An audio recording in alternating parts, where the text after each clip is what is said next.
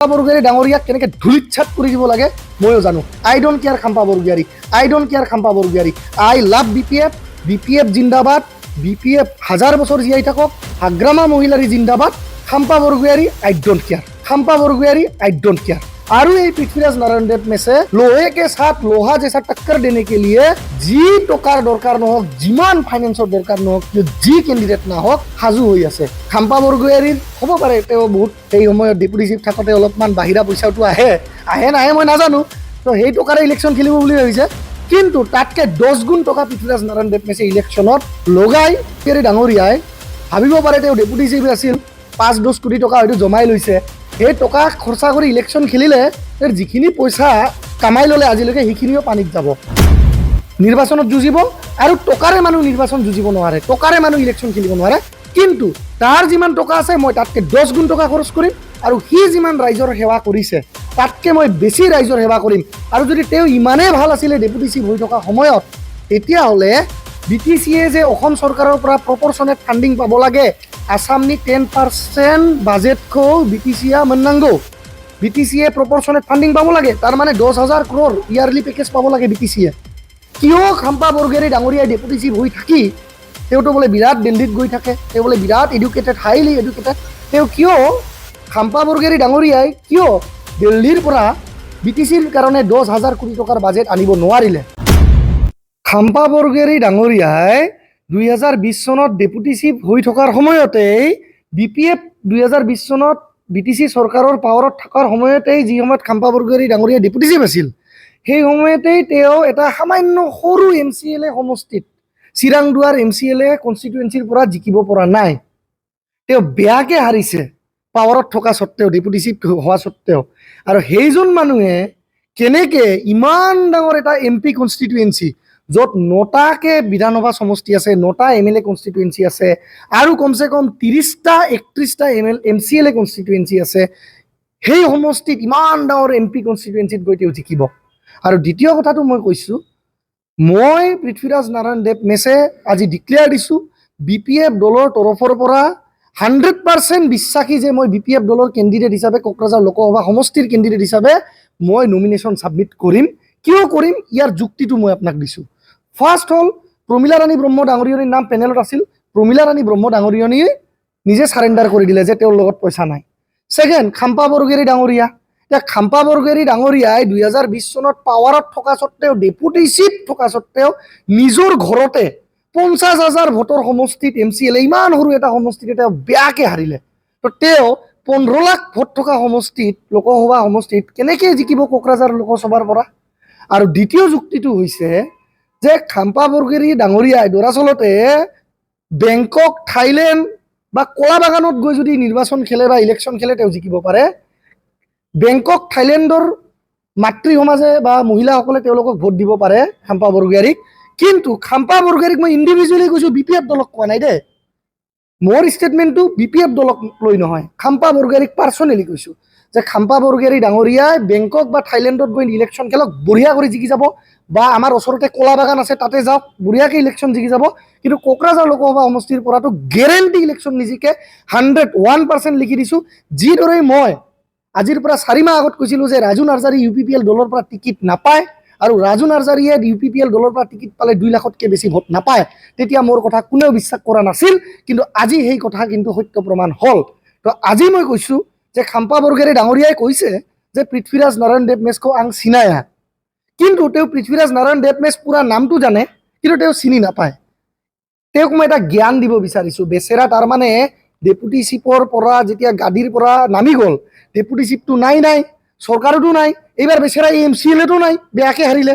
তো তাৰ ব্ৰেইনৰ অলপ বোধহয় তাৰমানে চাইক'লজিকেল প্ৰব্লেম হৈছে। BPF দলৰ মাননীয় সভাপতি হাগ্ৰামা মহিলাৰী ডাঙৰীয়াই মোক চিনি পায়, হাগ্ৰামা মহিলাৰী ডাঙৰীয়াই চাইন কৰে পেডত যে পৃথ্বীৰাজ নাৰায়ণ দেৱ মেছ পেনেল কেণ্ডিডেট, কিন্তু খাম্পা বৰগোহাঁই চিনি নাপায়। তো মই কৈছোঁ, হু ইজ খাম্পা বৰগোহাঁই? খাম্পা বৰগোহাঁই আজিৰ দিনত BTCৰ MCLAও নহয়, না তেওঁ বোলে ডেপুটি চিফ, না তেওঁক বোলে কোনোবা গোটেই অসমত চিনি পায়। মই ক'লোঁ না, তেওঁক হয়তো বেংকক বা থাইলেণ্ডত চিনি পায়। ডাঙৰীয়াই ভাবিব পাৰে তেওঁ ডেপুটি চিফ আছিল, 5-10 কোটি টকা হয়তো জমাই লৈছে, সেই টকা খৰচা কৰি ইলেকশ্যন খেলিলে তেওঁৰ যিখিনি পইচা কামাই ল'লে আজিলৈকে সেইখিনিও পানীত যাব। और ये पृथ्वीराज नारायण देव में से लोहे के साथ लोहा जैसा टक्कर देने के लिए जी टकार दरकार নহওক जिमान फाइनेंसर दरकार নহওক किय जी कैंडिडेट ना होक साजू হৈ আছে খাম্পা বৰগোহাঞিৰ হ'ব পাৰে তেওঁ বহুত এই সময়ত ডেপুটি চিফ থাকতে অলপমান বাহিৰা পইচাটো আহে নাহে মই নাজানো তো সেই টকাৰে ইলেকশ্যন খেলিব বুলি ভাবিছে কিন্তু তাতকে 10 গুণ টকা পৃথ্বীৰাজ নাৰায়ণ দেৱ মেছে ইলেকশ্যনত লগাই নিৰ্বাচনত যুঁজিব আৰু টকাৰে মানুহ নিৰ্বাচন যুঁজিব নোৱাৰে টকাৰে মানুহ ইলেকশ্যন খেলিব নোৱাৰে কিন্তু তাৰ যিমান টকা আছে মই তাতকে 10 গুণ টকা খৰচ কৰিম আৰু হি যিমান ৰাইজৰ সেৱা কৰিছে তাতকে মই বেছি ৰাইজৰ সেৱা কৰিম আৰু যদি তেওঁ ইমানে ভাল আছিল ডেপুটি চিফ হৈ থকা সময়ত তেতিয়া হলে বিটিচিয়ে যে অসম চৰকাৰৰ পৰা প্ৰপৰচনেট ফান্ডিং পাব লাগে আসামনি 10% বাজেট খো বিটিচিয়া মন্নাঙ্গো বিটিচিয়ে প্ৰপৰচনেট ফান্ডিং পাব লাগে তাৰ মানে 10,000 crore ইয়াৰলি পেকেজ পাব লাগে বিটিচিয়ে কিয় খাম্পা বৰগোহাঞি ডাঙৰীয়া ডেপুটি চিফ হৈ থাকি তেওঁটো বোলে বিৰাট দিল্লীত গৈ থাকে তেওঁ বোলে বিৰাট এডুকেটেড হাইলি এডুকেটেড তেওঁ কিয় খাম্পা বৰগোহাঞি ডাঙৰীয়াই কিয় দিল্লীৰ পৰা বিটিচিৰ কাৰণে 10,000 কোটি টকাৰ বাজেট আনিব নোৱাৰিলে কিয় পৰা নাই আৰু সেকেন্ড কথাটো হৈছে মই এতিয়া যদি কওঁ এই বাজেটক লৈ কথাটো যে 10,000 কোটি টকাৰ কথাটো বিটিচি বাজেটতে আৰু বিটিচিৰ একৰ্ডতে উল্লেখিত আছে বিটিচিৰ যেটো 2003 চনৰ একৰ্ড তাতে স্পষ্টভাৱে লেখা আছে প্ৰপৰচনেট funding proportionate budget of plan fund would be allotted to the Bodoland Territorial Council from the state of Assam. তাক লৈ খাম্পা বৰগোহাঞি ডাঙৰীয়া 17 বছৰে কি ঘোঁৰাৰ ঘাস কাটিছিলে আৰু লাষ্ট একদম লাষ্ট পইণ্টটো মই কৈছো point straight forward I don't care anyone মই কাকো ভয় নকৰো মই এটাই কথা কওঁ পৃথ্বীৰাজ নাৰায়ণ দেৱ মেছ বড়ো কছাৰী পৃথ্বীৰাজ নাৰায়ণ দেৱ মেছ ট্ৰাইবেল নি ফিচা কিন্তু মই নন ট্ৰাইবেল বা ওবৰো মাতৃ দুধ খাই গাখীৰ খাইয়ে ডাঙৰ হৈছো তো গতিকে এটা কথা মনত ৰাখিব বিটিচিত কিন্তু 30% হে ট্ৰাইবেল ভোট আছে আৰু 70% non tribal vote Kokrajhar Lok Sabha সমষ্টিত এইখিনি যদি বুজি পায় খাম্পা বৰগোহাঞি ডাঙৰীয়া তেখেতে খেলক ইলেকশ্যন খাম্পা বৰগোহাঞি ডাঙৰীয়াক কেনেকৈ ধুলিচ্ছাত কৰি দিব লাগে ময়ো জানো I don't care Khampa Borgohain I love BPF জিন্দাবাদ বিপিএফ হাজাৰ বছৰ জীয়াই থাকক হাগ্ৰামা মহিলাৰী জিন্দাবাদ Khampa Borgohain I don't care बेराम आजार जानाय सुबुंफोरनि थाखाय ईश्वर पलिक्लिनिक एन्ड रिसार्च सेन्टारा गोबां खाबुफोर लाबोदों। बे ईश्वर पलिक्लिनिक एन्ड रिसार्च सेन्टाराव गोबां बेराम जानाय सोखानो हाग्रा मोजां रोंगौथि गोनां डक्टरफोर दं। क'क्राझार सहरनि खारगामि निउ फ्लाइअभारनि साखाथियाव थानाय ईश्वर पलिक्लिनिक एन्ड रिसार्च सेन्टारा गोबां फेसिलिटिज एबा खाबुफोर फोसावदों। ईश्वर पलिक्लिनिक एन्ड रिसार्च सेन्टारनि फेसिलिटिफोरानो जाबाय obstetrics and gynaecology, general surgery, orthopaedic surgery, laboratory, ultrasonography, casualty, paediatrics, pathology, pharmacy, laparoscopy surgery, NICU, X ray आरो ईश्वर पलिक्लिनिक एन्ड रिसार्च सेन्टारा 24 घन्टा जेब्लाबो खुलायै थागोन। लांलाय लाबोलायनि एम्बुलेन्सआबो मोजाङै सार्भिस थागोन। निखावरि सुबुंफोरनो ईश्वर पलिक्लिनिक एन्ड रिसार्च सेन्टारा रेहाय होनाय जागोन आरो बेराम आजारफोरखौ बे ईश्वर पलिक्लिनिक एन्ड रिसार्च सेन्टाराव मोजाङैनो देहाखौ फाहामथाय लाफैनो हागोन।